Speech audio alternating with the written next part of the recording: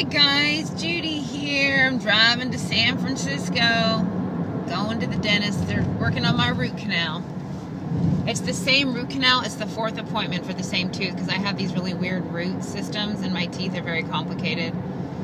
And they have to keep closing me up and going back in there. It's crazy. Anyway, so I'm on my way. And I posted a video that I thought you should watch from Cerebell, and God was already starting to laugh at me 2 days ago and just telling me, and not at me and with me, you know, but at me too, don't get me wrong. And, you know, he's a good God. We're getting very famous in heaven. Very famous, very popular. That's what he told me.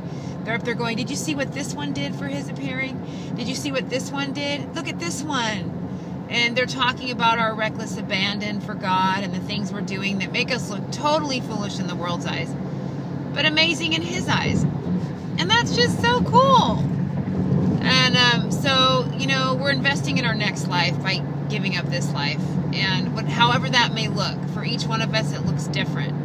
Some of us are completely disengaged while we're engaged. Some of us are completely disengaged because we don't have to engage. He had me not engaged for 2 years. I didn't have to work or leave my house, honestly. I mean, we did, but hardly. And now it's the opposite. And, you know, I'm out there spreading his love, spreading his joy to a lost and dying world. And, but I'll tell you what, this is not for wimps, and in order to maintain your strength, there's something called joy. It's the joy of the Lord. It's your strength. And this is serious, okay? Look, I'm quoting scripture. Are you happy, Bible thumpers? I get accused of being a witch and all this stuff. But yes, the joy of the Lord is your strength. And I'm telling you right now, you gotta laugh. You gotta laugh with yourself, at yourself, with God. I laugh at God too. The other day, he was making himself in cartoon faces, and I could literally see him, like these flash visions of him doing funny cartoon things. And I remember one of my visions my son had, Jesus was dancing. He's a really good dancer, and he started break dancing. He had sunglasses on, and he was on the floor. It was really big in the 80s when I was in like high school.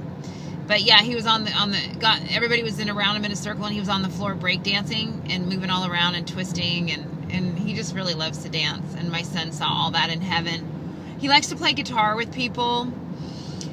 It's going to be a great life. And so when you see all these things, it's so hard to live in this mundane, boring, polluted life in a world. Everything is so evil, like Cerebell's video says. I mean, we laugh, but it's like you can't even watch a movie. I went to go see a movie on Mother's Day, and, you know, the God part of me was decoding it, you know, and I'm like, can I just watch a movie with nothing evil in it? I don't think so. I don't think so.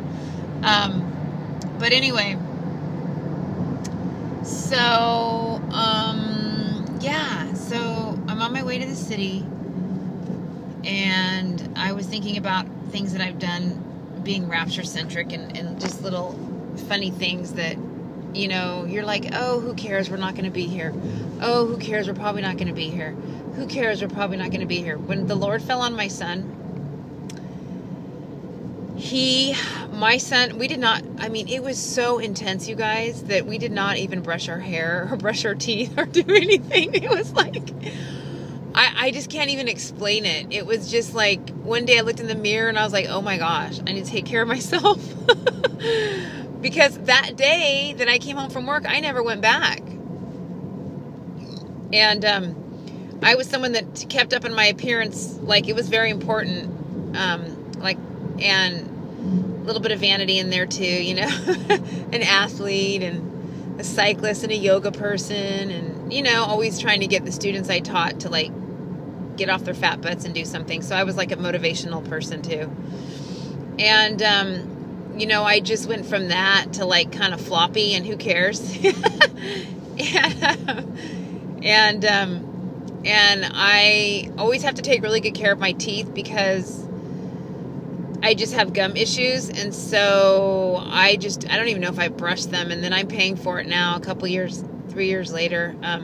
I've had to get well, this work would have had to be redone anyway, because these crowns were like 13 years old. But a few of the things were just because I just couldn't even focus, you know. But the Lord, you know, the Lord is good. He's, some things, you know, you can look at as foul-ups, bleeps, and blunders, and some of it was what God called you to do. And he really, I said, Lord, did I do anything wrong? Should I apologize? Is this, you know? And he would be like, he'd just say, no, you did what I told you to do, and this was the outcome, so I'm very proud of you. You're doing good. And I said, yeah, but I wouldn't have got this cavity if I would have, you know, kept brushing during that time. And I was all feeling guilty at the dental office because I was feeling like this wouldn't have happened. And he told me no. It was really cute, too, because, I mean, I probably got maybe 1 or 2 cavities, big whoop. The rest just needed to be done. So he really made me feel better. And he said, you know, you gave up everything recklessly for my appearing, even your own, you know, physical appearance. I didn't get my hair dyed. I didn't, you know, shave my legs. I didn't, like, even do sit-ups or anything. I'm telling you, I just can't even talk about it. It's funny. It's funny, though. It was so anointed, and my son was so happy because I finally started eating, like, with everybody, because I was always so busy. So I would make dinner and make sure everyone had dinner or dessert, but I was, like, either out cycling or doing stuff. I really didn't join everyone always, especially for dessert. I didn't eat dessert because there wasn't room for that in my disciplined life.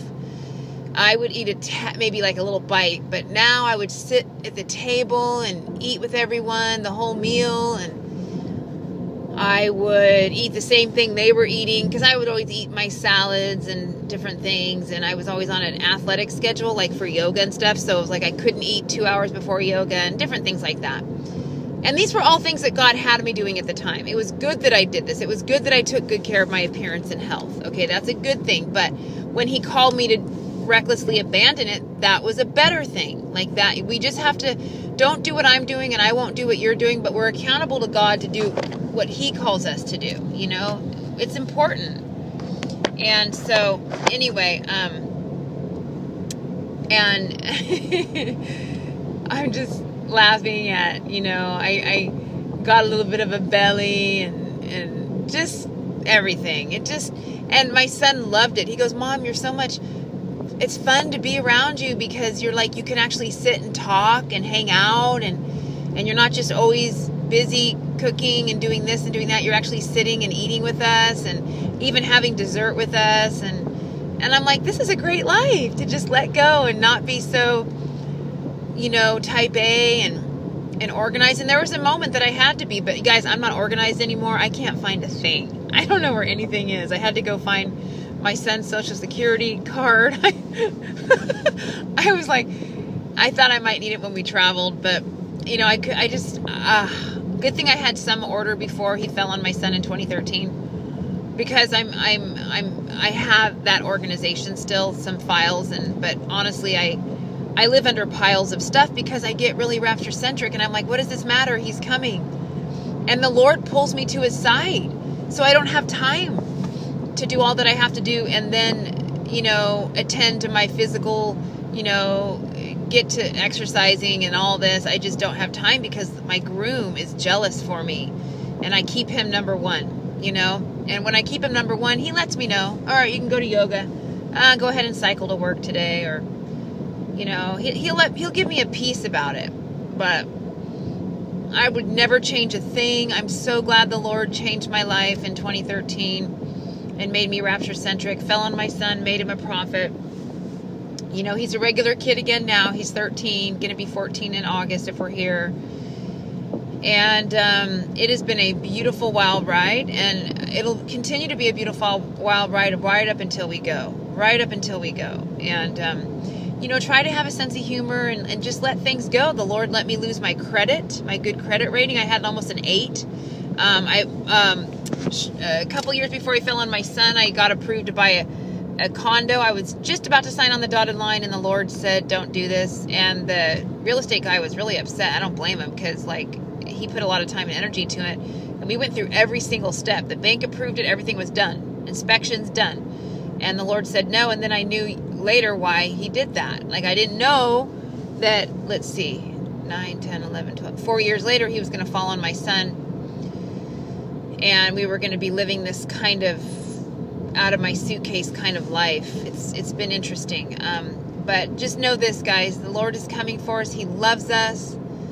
And whatever you do for his appearing as he is leading you, you're going to be rewarded for. And you're going to look, if you look, not always, but sometimes you look foolish and stupid before the world. Sometimes you don't. Sometimes you look amazing.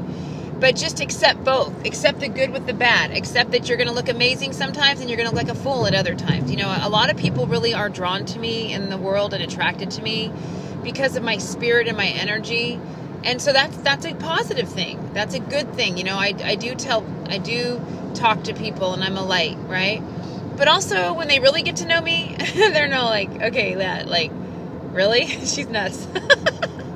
And so I can look like a fool, because if you really get to know me, you're going to find out what I believe, and you're going to either go with it or just go, you're crazy. Like, you're crazy. So anyway, I love you guys. Keep being who you are. Don't be like me. I won't be like you. We have, you know, we need to be who God made us up until he gets here. Okay? I don't stock up on food. If he told you to stock up, then do it. But he told me no. And he told my son the order of events, so there's nothing to stock up for. But everybody has to obey what God tells them to do, you know? And we just have to be in relationship with him, and he'll give you your plan up until he gets here. All right? And I love you. I gotta go. Bye.